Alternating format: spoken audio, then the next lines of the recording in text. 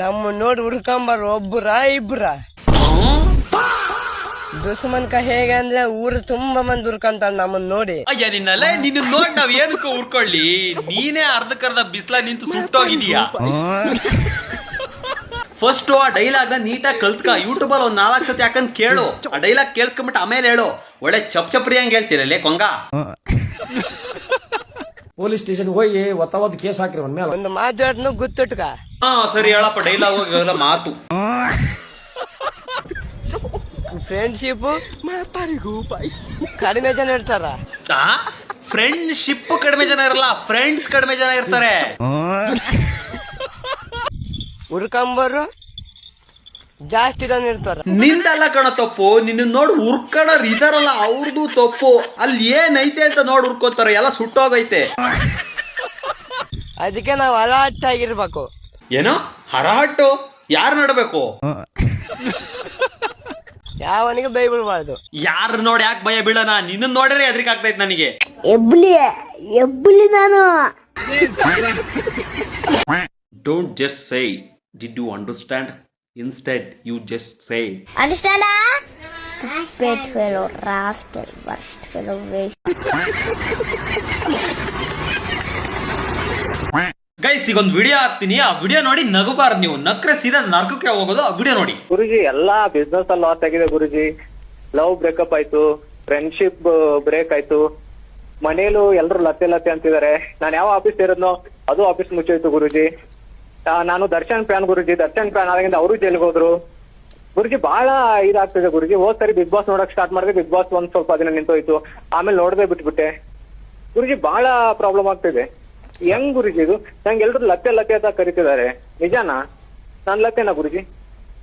Sir ದಯವಿಟ್ಟು ನಮ್ಮ program ನೋಡ್ಬೇಡಿ, ನಮ್ದು ನಿಂತ್ಕಿಂತ ಹೋದಾತು. ಫೋನ್ ಕಟ್ ಮಾಡಿ ಸರ್. ನಾನು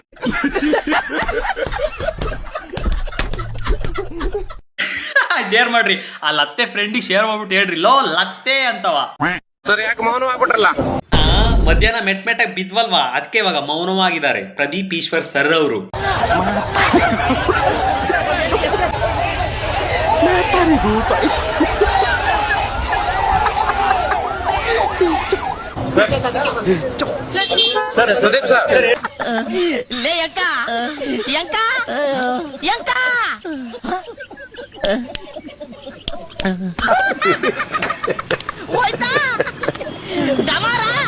ಒಂದು ಸ್ಪೀಕರ್ ಔಟಾ, ಕಿವಿ ಗಿರ್ರಂತ ಗಿರ್ಗಿಟ್ಲಿ ತಿರುಗ್ತಾ ಇರ್ಬೇಕಲ್ಲ ಲೇ.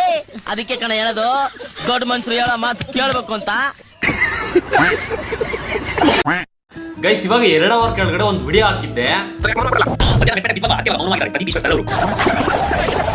ಆ ವಿಡಿಯೋಗೆ ಯಾರೋ ಒಬ್ಬ ಕಮೆಂಟ್ ಹಾಕಿದ್ದಾನೆ, ಯಾರೊಬ್ಬರು ತುಂಬಾ ಜನ ಕಮೆಂಟ್ ಹಾಕಿದ್ದಾರೆ. ಅದರಲ್ಲಿ ಇದೊಂದು ನಾನು ಎತ್ಕೊಂಡಿದ್ದೀನಿ. ಏನಪ್ಪಾ ಅಂತಂದ್ರೆ, please give respect, is MLA ಅಂತ ಹಾಕಿದ್ದಾನೆ.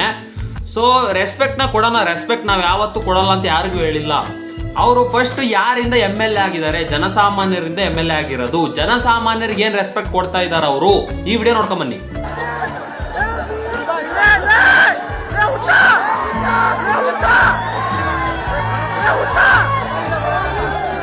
ಇದು ರೆಸ್ಪೆಕ್ಟ್ ಅವರು ಜನಸಾಮಾನ್ಯರು ಕೊಡ್ತಿರೋದು.